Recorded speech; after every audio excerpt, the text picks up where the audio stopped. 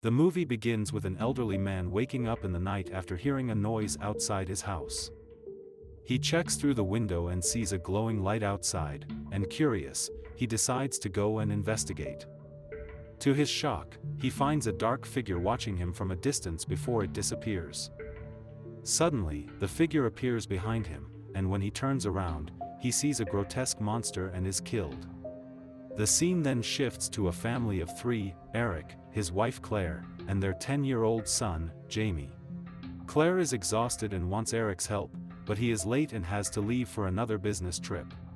He explains that he has another conference to attend and that these trips are becoming more frequent. He tells Claire that all the extra hours and trips will earn him a promotion.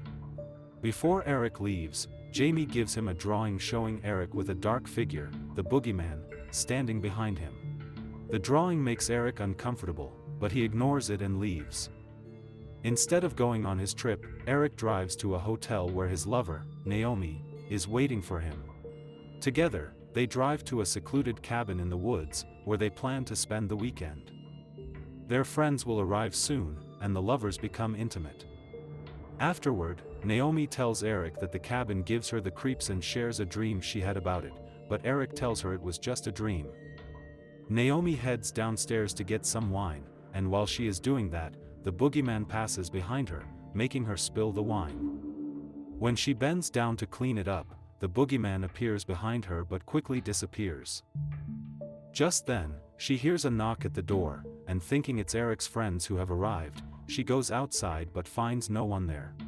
Suddenly, she sees a glowing light and becomes hypnotized by it, walking towards it. When the light disappears, she snaps out of it and comes face to face with the boogeyman, who kills her by stomping on her head. Eric doesn't know any of this is happening, and while he is busy doing drugs, he is unaware that the boogeyman is watching him through the window. The next morning, Eric's friends, Tim, his girlfriend Jax, and Calvin, a recovering drug addict, arrive at the cabin for the weekend getaway. The purpose of the trip is to help Calvin stay sober now that he's out of rehab and to keep him from relapsing. Inside the cabin, they find Eric asleep and wake him up. To their dismay, they see that Eric has brought beers and cocaine, which they strictly want to avoid because of Calvin. Tim and Eric get into an argument about this, and Eric tries to justify himself until Calvin steps in, and fed up, Eric drives away from the cabin. Later, while Calvin is searching through the trash for beer, the boogeyman secretly watches him. Calvin gets distracted when he sees Jax undressing and decides to watch her, but he almost gets caught and hides just in time.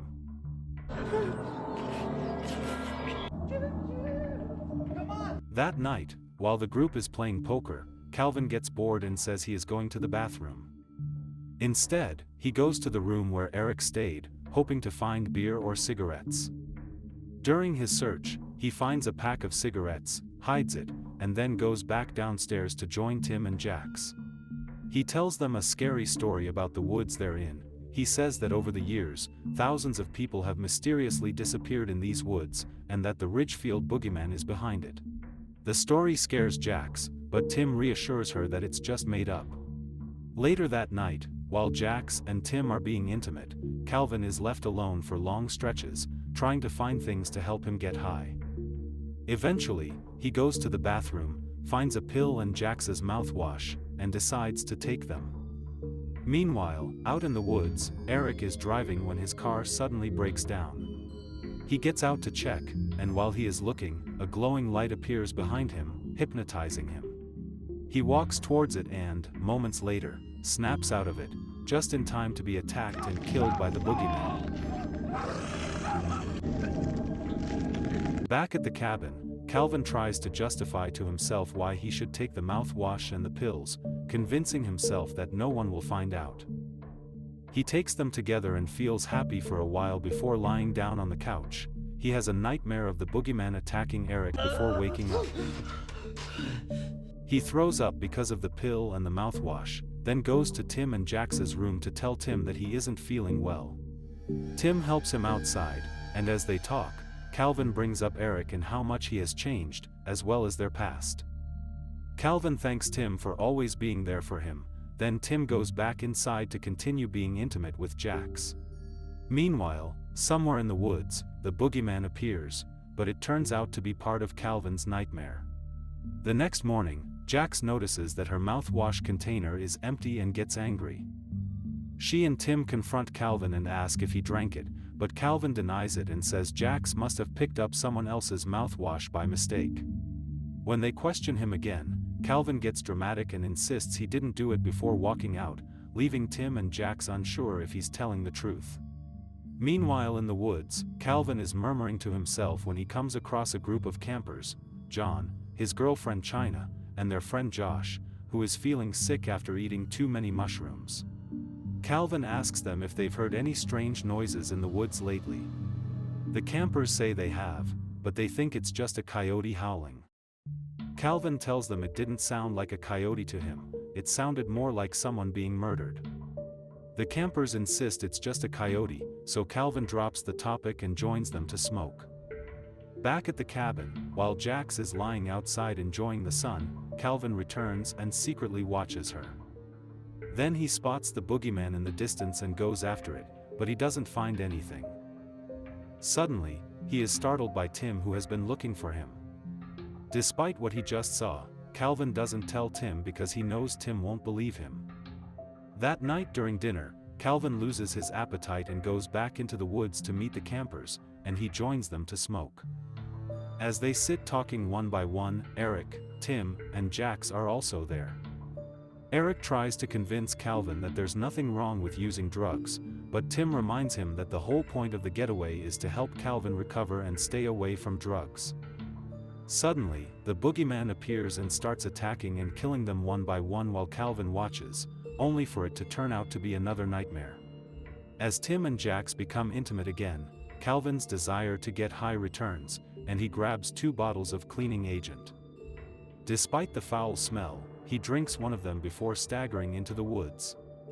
He leaves a fake voicemail for his grandma, blaming her for his situation and for sending him to rehab. He also leaves a fake voicemail for his girlfriend, apologizing for his past mistakes and saying he wants to meet her, then starts acting erratically. Just then, he spots Eric's car and goes to check it out but finds no sign of Eric. Calvin takes Eric's flashlight and searches for him, and to his shock, he finds Eric's mutilated body.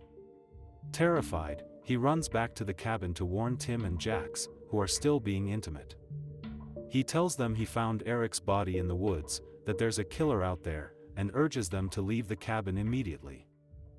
Thinking Calvin is hallucinating or high again, Tim follows him into the woods to see for himself. When they get there, Tim doesn't see anything, and suddenly, they hear strange noises. Tim decides to check it out, while Calvin begs him not to go, and just then, the boogeyman attacks and kills Tim. Calvin runs back to the cabin to tell Jax what happened to Tim and convinces her they need to leave right away. But just as they're about to escape, the boogeyman appears at the front door, and they run upstairs to hide. Calvin tells Jax about an experiment that took place in Ridgefield in 1992, where the government ran a secret program called the Boogeyman Project. The experiment was meant to gather ex-soldiers and turn them into super soldiers, but it went wrong and turned into something else. Suddenly, Jax hears Tim calling her name, and Calvin tries to warn her that it's not Tim but the boogeyman pretending to be him. Jax refuses to listen and decides to go anyway, and not knowing what to do, Calvin finds cocaine in the room and decides to get high before going after her. He soon hears Jax's voice calling for help, but he knows it's not really her, it's the boogeyman. As he searches the cabin, he finds Jax's lifeless body in the bathtub, and trying to calm himself down, he is confronted by the boogeyman. The monster blames Calvin for everyone's death, saying they make a great team. Calvin insists he's not a killer and shouts that he has nothing to do with the boogeyman and that he's not crazy. When Calvin looks in the mirror and turns back, the boogeyman has disappeared. Calvin starts acting insane, laughing like a maniac while calling out his friends' names. The next morning, a couple, Spence and Kat, arrive at the cabin to get ready for their Friendsgiving. While Kat goes upstairs, Spence puts the groceries away in the kitchen, not knowing that the boogeyman is watching him. Suddenly, the boogeyman attacks Spence, stabbing him and tearing off his skin. Hearing the noise, Kat comes downstairs, unaware that Calvin, now working with the boogeyman, is hiding under the bed, and the movie ends. Okay guys, that's all the recap about Revenge of the Boogeyman from 2025. Thanks for watching, see you again in the next video.